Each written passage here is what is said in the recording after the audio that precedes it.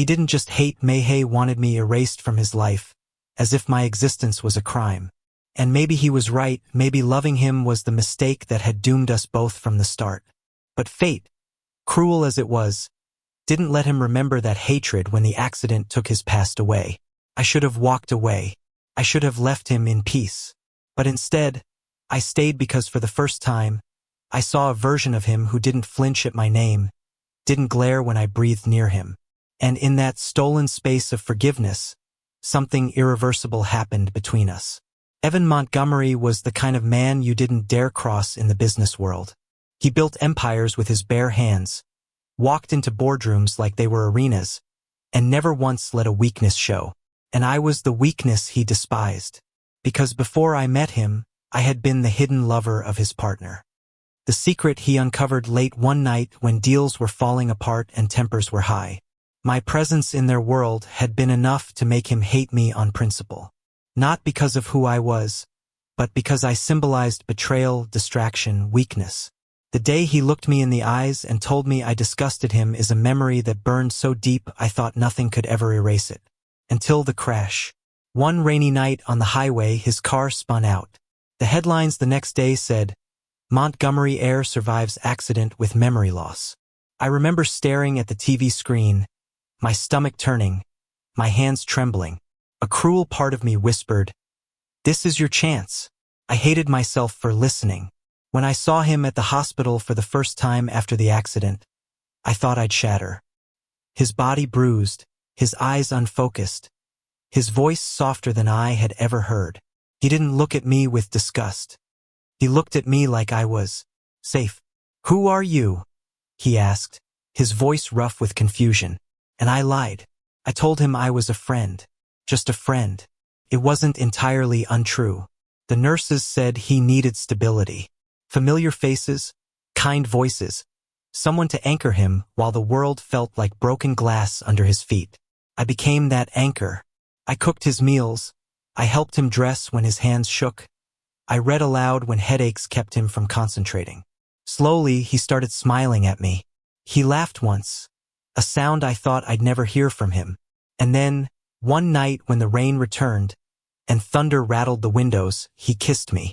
If guilt were fire, I should have burned alive. I knew this wasn't real. This wasn't who he had been.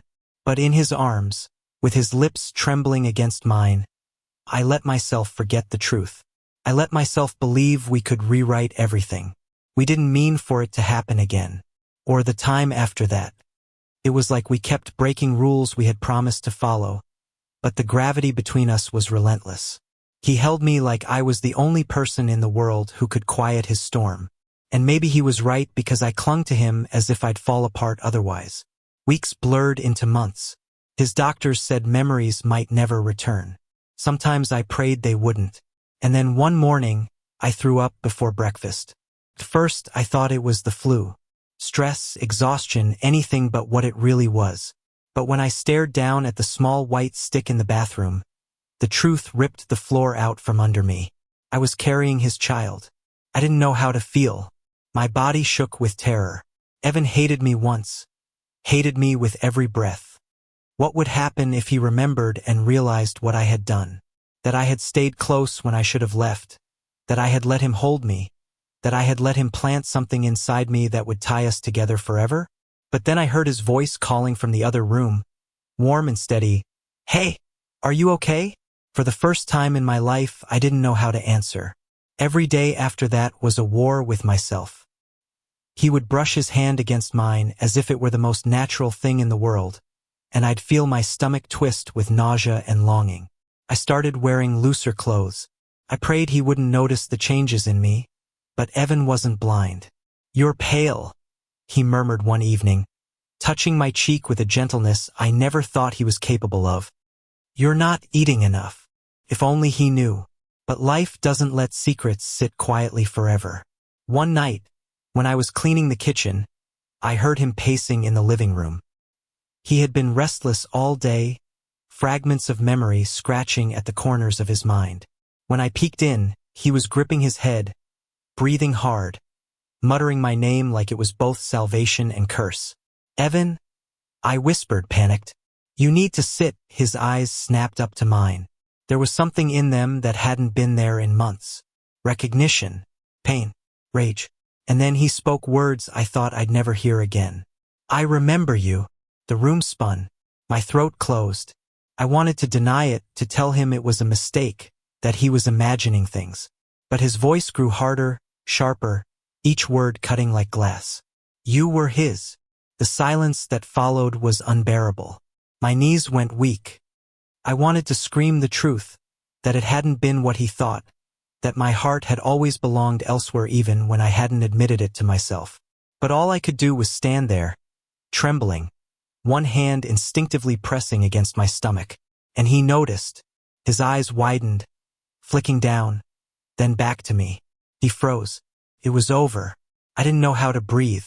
The silence between us was suffocating, and Evan's eyes were darker than the night behind him. He looked at me, at the hand I couldn't stop pressing to my stomach, and I knew the truth was spilling out of me without a single word spoken. You're pregnant, he whispered. The words strangled, disbelief laced with fury. I tried to speak, but nothing came out. My lips parted, then closed again. My heart raced, every beat screaming the secret I'd been hiding. How long? His voice cracked like thunder, breaking into rawness I'd never heard from him before. 2 months, I finally said. My voice was small, trembling. It's yours, Evan. It's always been yours. He staggered back as if I'd struck him. I wanted to run to him, to tell him it didn't have to be like this, but I knew the storm inside him was one only he could fight. He pressed both hands to his face, dragging them down slowly, and when his eyes met mine again, I saw a man torn between rage, fear, and something else he couldn't name. The days that followed were unbearable. Evan didn't leave, but he didn't speak either. We moved around each other like ghosts in the same house. Every brush of silence hurt more than his hatred ever had, because now I knew what it felt like to be wanted by him, truly wanted, and the thought of losing it was unbearable. One night I couldn't take it anymore. I stood in front of him in the living room, my hands shaking so hard I thought I'd drop dead from it. If you want me to leave, I said, my voice breaking, I will, but I won't let you call this child a mistake. His head jerked up, his eyes, burning with something wild, locked on me. You think I would? His tone was sharp, but his voice trembled. You think I could look at something that's sand, call it a mistake? Tears I'd held back for weeks spilled down my face. Then why are you acting like this? I cried. Why are you pushing me away? His jaw tightened, his hands fisting at his sides. Because I don't know how to love you without hating myself. You were his before you were mine. Every time I look at you, I see betrayal. And yet his voice broke, softer now, raw. And yet I can't stop wanting you. Do you know what that does to me? I stepped closer, heart in my throat. Then stop fighting it. Stop fighting me. I was never his, Evan. Not really. Not in the way that matters. I only ever belonged to you. The dam inside him broke. One moment he was standing stiff as stone, and the next his hands were cupping my face. His lips crashing onto mine with desperation that tasted like fire and tears. I clung to him, every part of me unraveling as his arms locked around me like he was afraid I'd vanish. When we finally broke apart, he pressed his forehead to mine, breathing raggedly. I don't deserve you, he whispered, but I swear to God, I'll spend the rest of my life trying to. Life didn't magically get easier after that. His memories came back in shards, some sharper than others. There were days he snapped, nights he recoiled at his own demons. But every time he faltered, I was there. And every time I broke down, he caught me before I hit the ground. We went to doctor's appointments together, sitting side by side, his hand gripping mine so tightly it almost hurt. He talked about baby names in his gruff, awkward way, pretending he wasn't excited when his eyes shone brighter than I'd ever seen.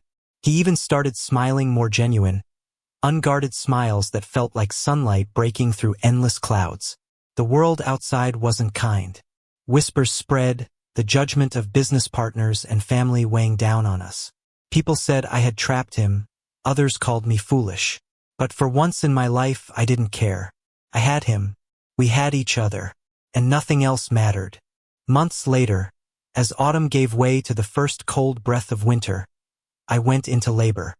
It was terrifying, messy, painful beyond words, but Evan never left my side.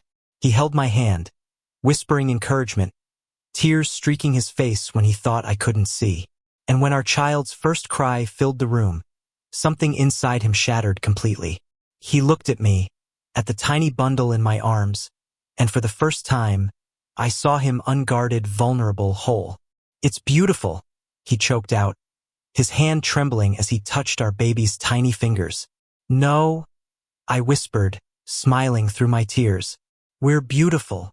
Weeks later, we stood together on the rooftop of his building, the city lights stretching out endlessly before us. Our baby slept inside, cared for by a nurse, while we took a rare moment for ourselves. The wind was cold, but his arms around me were warm. I leaned back into him, my hand resting over his, both of us covering the curve of my stomach where life had once grown. "Do you still hate me?" I teased softly, though my voice wavered. He kissed the side of my head, his lips lingering there. "I think I hated myself more. But you gave me a reason to stop." I turned in his arms, meeting his gaze. There was no hatred there anymore, only love. Fierce, undeniable love. "I don't know what tomorrow will bring," I said, "but I know this whatever happens.